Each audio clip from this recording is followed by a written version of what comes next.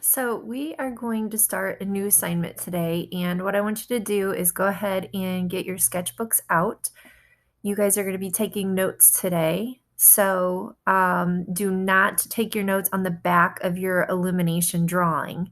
You should be taking notes on the very next page.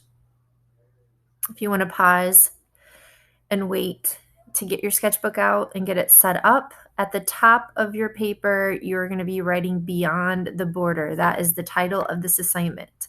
So go ahead and write Beyond the Border at the top of your sketchbook page. And before we go over the project, let's click on our slideshow for notes, and we're going to be looking at this first.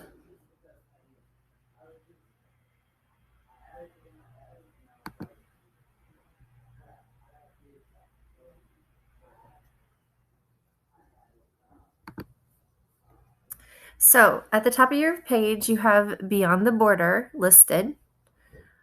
We're going to be talking about rule of thirds, and we're actually using pen and ink and watercolor for this assignment. That's not anything you have to write down just yet. Just write Beyond the Border at the top for your title. What is rule of thirds? You need to write down rule of thirds, and let's put these in our notes as our definition. So rule of thirds, general guidelines for how to create an interesting composition. So what you would actually do is divide your paper into thirds. Your main subject or area of emphasis will rest on a line or a section. So let me go ahead and click to the next slide so that I can explain to you what rule of thirds is. You should have this written in your sketchbook, and you should have this written in your sketchbook. This and this. All of this needs to be written in your sketchbook for notes. If you need to pause me to finish writing, go right ahead. All right, so you can see here that if we're talking about rule of thirds, you can see here how we're actually breaking up our picture plane with the sections. Here's the first section, second section, and third section. You can see that it's also divided vertically as well. If you look at the before picture, you can see it just looks kind of awkward. It's not really dynamic or interesting in the work itself, in the photograph, but when we put it off onto one of the actual lines of the rule of thirds, somehow it just makes it look a little bit more interesting when it's put off to the side and not perfectly centered.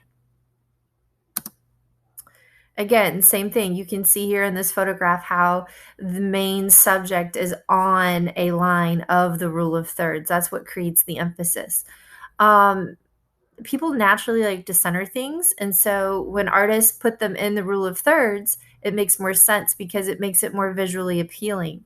Let's take, for instance, if we were to take this moving subject and we were to put him here, that would be very, very awkward because of the way he's facing and how he would be moving off of the page. If he's going to move off the page, it makes more sense to have him on this rule of third as opposed to this rule of third. So keep that in mind when you're thinking about your subject and where to place them in your composition. Here's another example of using this side of the rule of thirds. So with it coming off of the side here, it makes more your emphasis here in this section. If you look at this, it's not necessarily area of emphasis is not necessarily on a line this time, but it actually takes up the entire 2/3 of the picture plane. So that's another way to look at rule of thirds. I want you to kind of guess, I want you to think for a moment where the area of emphasis is here and how the rule of thirds are actually placed. So you can see here how his arms are sticking within that section. You can see here how his main body is taken up almost to the rule of thirds and how his arms are stretched out towards the end that stick within that center area. We're going to be talking about the Lamentation of the Dead Christ. This is extremely important in the history of art. because we have been talking about perspective and how this is really awkward in perspective issues. You guys know what perspective does and how perspective looks when when it's drawn correctly. And clearly, we have some issues here. So this is by an artist. His name is Andrea Mantegna. It was done in 1480. And from what we know from past knowledge about perspective is that during the 1400s, during the Renaissance, we actually were learning about perspective. So this is the first time that, or one of the first times that we're not doing perspective in a scene. We're actually trying to get perspective correct in a figure, and that's a little different. Just a little side note here, Mantegna probably made this painting for his personal funerary chapel. It was found by his sons in his studio after his death, and it was probably sold off to pay debts. So let's answer this question. What is wrong with this perspective?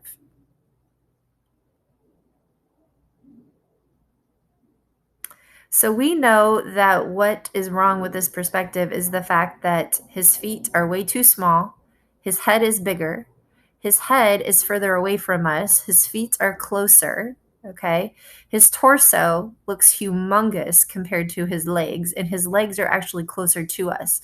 So the whole perspective issue is incorrect. And what we call this, what Mantegna is trying to do, is foreshortening. So what is foreshortening? We need to write foreshortening down in our sketchbook. Okay, so you have Beyond the Border as your title. You have rule of thirds defined. Now you have foreshortening defined.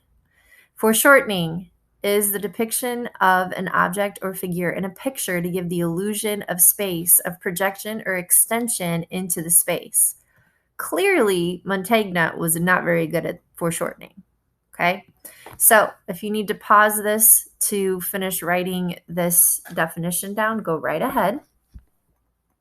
We want to make sure that the subject itself is in perspective. So let's look at some more examples of what foreshortening is.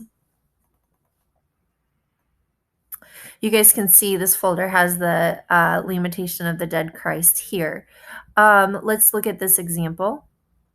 You can see here that a proper foreshortening has the hand very, very large and the face smaller behind. So this looks super close to us, and that really gives us a really cool advantage to making the viewer more drawn into our work by the use of foreshortening. This one's just kind of funny. You can actually take a little comic stance to it with a dog. Dogs usually like to be up in your face, and if that's the case, nose is humongous, okay? Right up close to us, you can see his body is a lot smaller.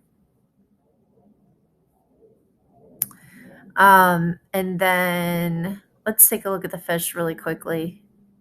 This is just in contour line, but you could totally tell the head is a lot bigger. The body is shorter because of the way it's turned and bent to us. And then the fins are a lot smaller as well.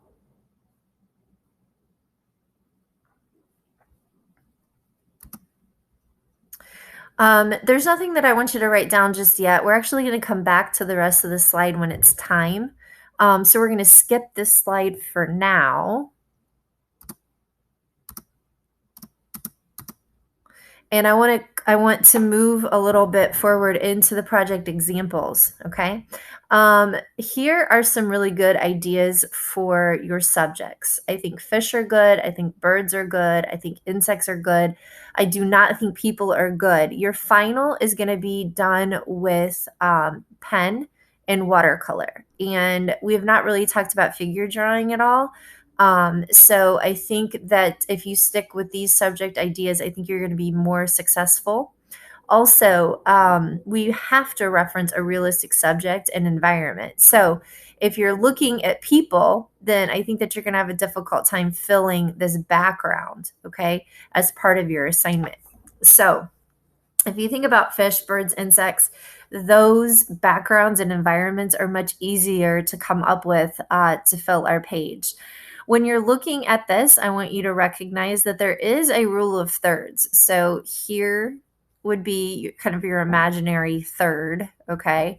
You can see here. So this fish is actually right in the center of that rule of thirds, okay? To me, this one in particular is a little tricky because I think it's more centered than it would be in the rule of thirds, but we can argue that this is in the center third, okay, of the work. And you can see here, look at all these background ideas. You can see all the coral, bubbles, tinier fish that kind of fill the page. So that's what I need you to think about, okay, for your final. So your main subject is going to be in color.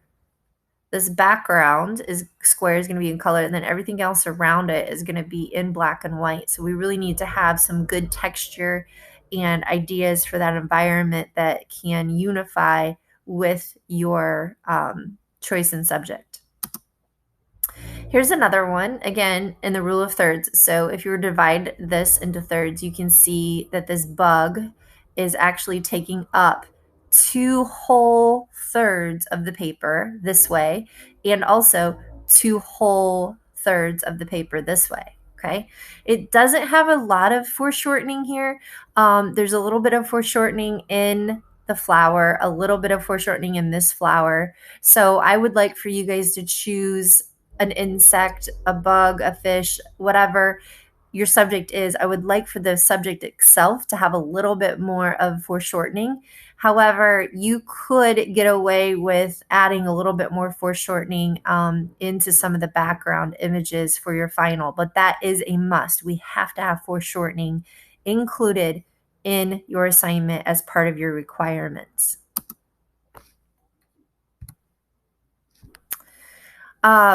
Let's go ahead and go back to our Beyond the Border assignment, and I want to go over the objectives really quickly. So here is, you have access to this paper online. So students will create a composition using rule of thirds and appropriate foreshortened subject matter. Students will develop a unified composition by incorporating elements used within the border and also beyond the border, implementing media techniques inspired by artists Olivia Kemp and Maurice Sendak. These artists are our artists for the pen and ink technique, and you guys know that I always like to teach you in steps. So this part we will be going over later. Okay, let's worry about the first part today, which is the composition, and then obviously picking our subject within foreshortening. Students will explore watercolor medium as a means of emphasis inside the border and to contrast through black and white design beyond the border. Again, the watercolor step will happen later. Let's worry about getting our subject ready, and then we'll talk about finishing it with these artists in pen and ink and with the watercolor at a later date. So you need a sketchbook to start because you guys are going to obviously do a sketch in your sketchbook first. The pencil is for drawing. You need the ruler because you need to be able to measure out your rule of thirds very lightly. References, any references you're using, references for your subject, obviously, but I would also have references for your background environment as well. So all of those references need to be saved on your drive. Watercolor paper is your actual final paper, so you'll get that when we're ready. Your watercolor supplies, pens, Sharpies, all of that, that's all final media. This is the slideshow I just went over. This is a whole separate link for foreshortened examples we've already seen. Let's click on the Beyond the Border final examples because I did leave 2 on the PowerPoint, but this has 2 more examples for you to be able to look at. I don't think that this one and this one are nearly as developed as the other 2, and that's why I didn't really go over them earlier. So, what are you going to be working for to get your sketch started? We want these, okay? Extremely important to be shown into your sketch. So,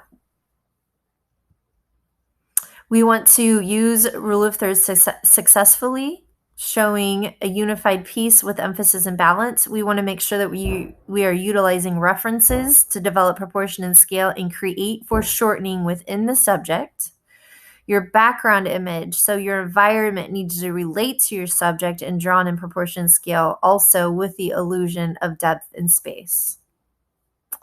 If you have any questions, you need to reference this video. You need to click on the notes. You need to click on the examples, and I will be available to answer questions as well.